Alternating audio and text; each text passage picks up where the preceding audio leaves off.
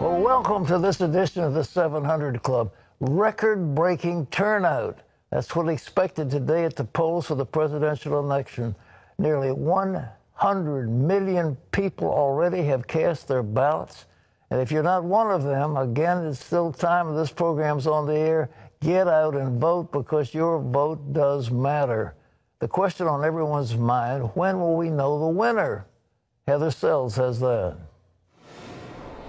Across the country, voters are making their voices heard in the 2020 presidential election.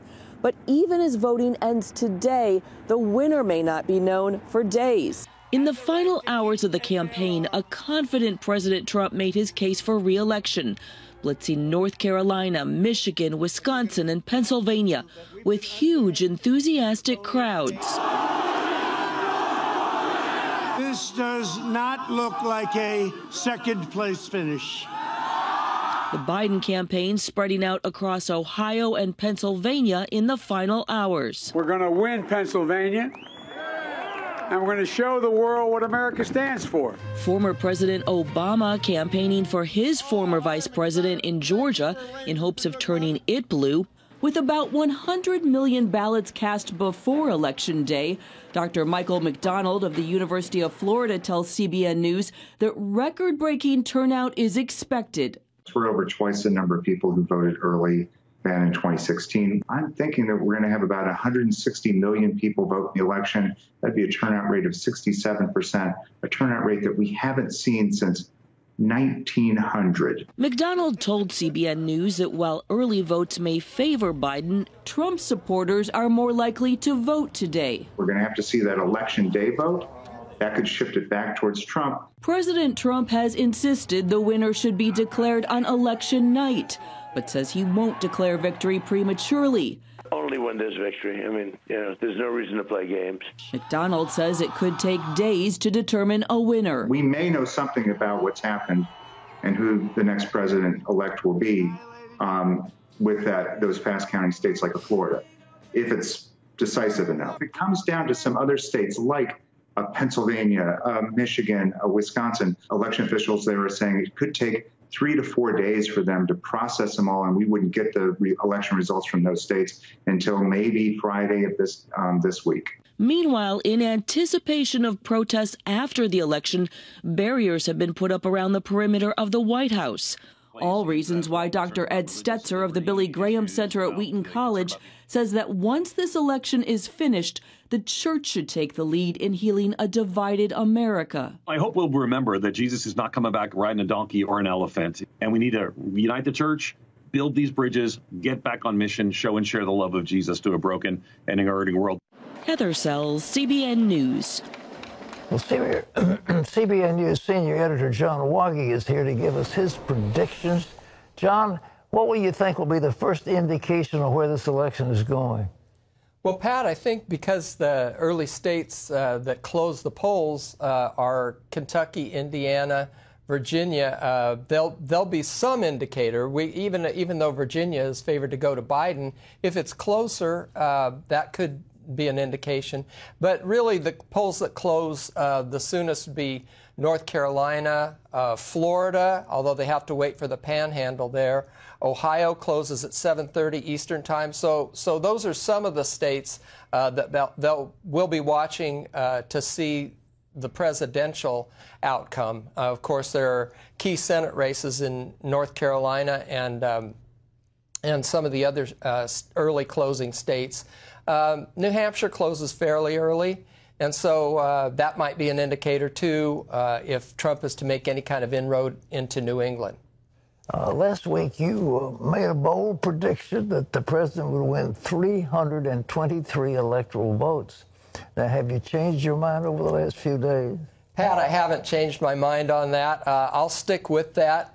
There are, of course, those battleground states of Pennsylvania and Michigan, Wisconsin, all the places where the candidates have been recently. Florida, of course, that's one we'll be watching probably the closest early in the evening, because that has to go for Trump. And if it does, then he could be, on his way to something like 323 electoral votes. I'm not I'm not so sure, Pat, that it couldn't go higher than that. But I'm not going to predict it. I'll stick with my 323. Well, what about the House and Senate? Well, it's interesting. Since we talked on Thursday, I had predicted that the Republicans would hold on to the Senate by the same margin that they have.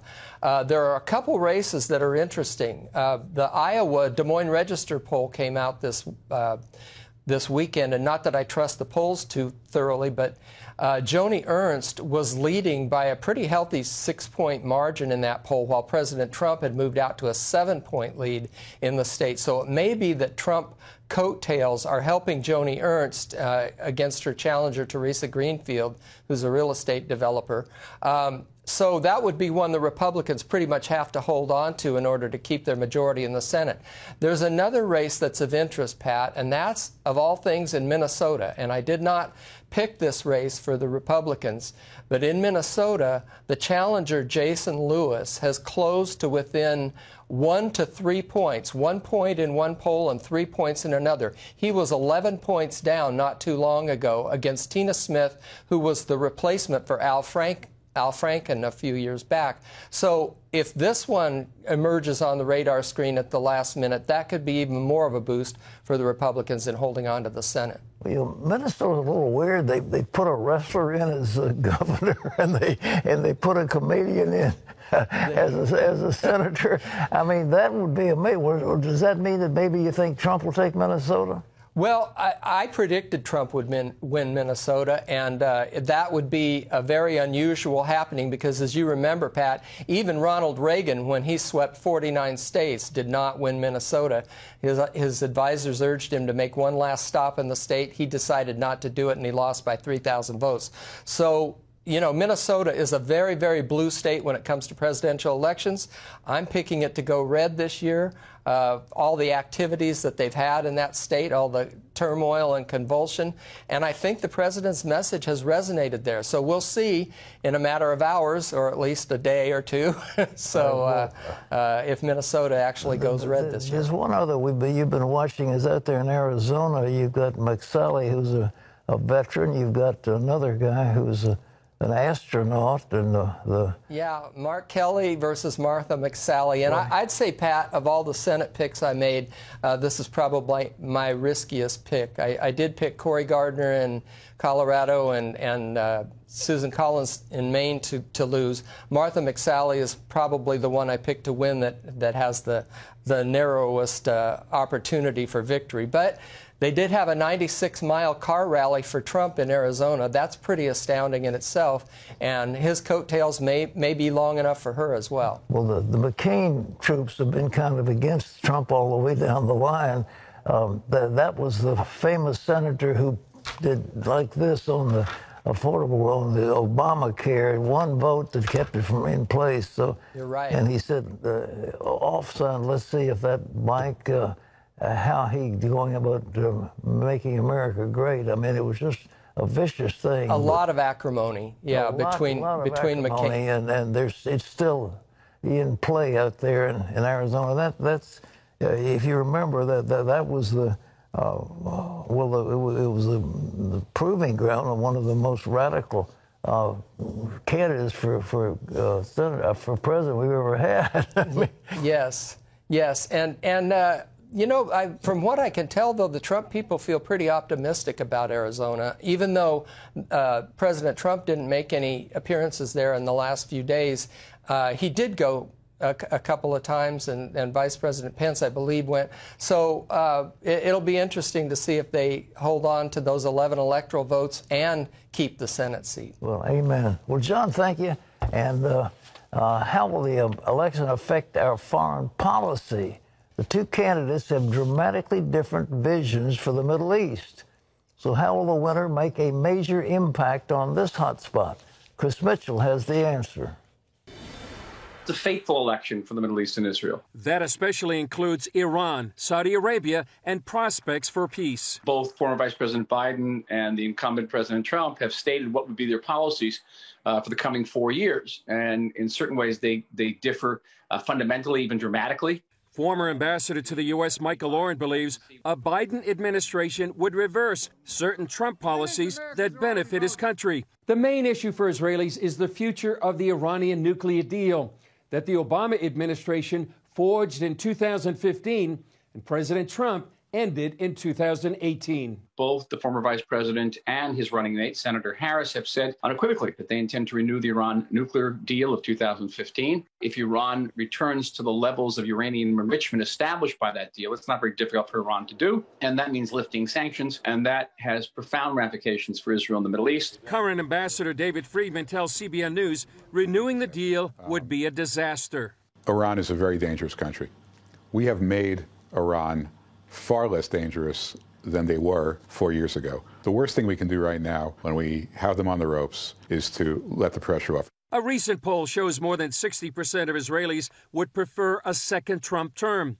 Reasons given by those supporting the president point to decisions such as moving the U.S. Embassy to Jerusalem, recognizing Israeli sovereignty over the Golan Heights, and the recent Abraham Accords. And we want to show them that how much we are thankful for what we've seen in the past 4 years. Yet Hezi Kugler of Democrats Abroad says Democratic presidential candidate Joe Biden has been a longtime Israel supporter and understands security. Joe Biden was one of the people who was central in the inception of the strategic relationship between Israel and the United States. Oren says regardless of who wins, Israel will be looking to maintain its traditional close relationship with the U.S. Chris Mitchell, CBN News, Jerusalem.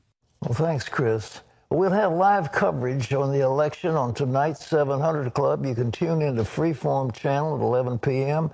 and at other stations. We'll have it online. And we'll be there with our news team. If you want to start earlier, CBN News team begins our live coverage on the CBN News Channel at 7 p.m. And then we'll be making our fearless predictions.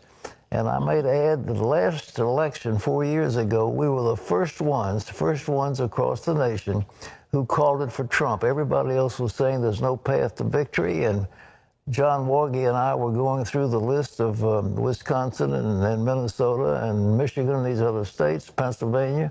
And we knew that Trump was going to win. We said it, and we're the first ones that did so. So we'll be back with our fearless predictions again tonight. Okay.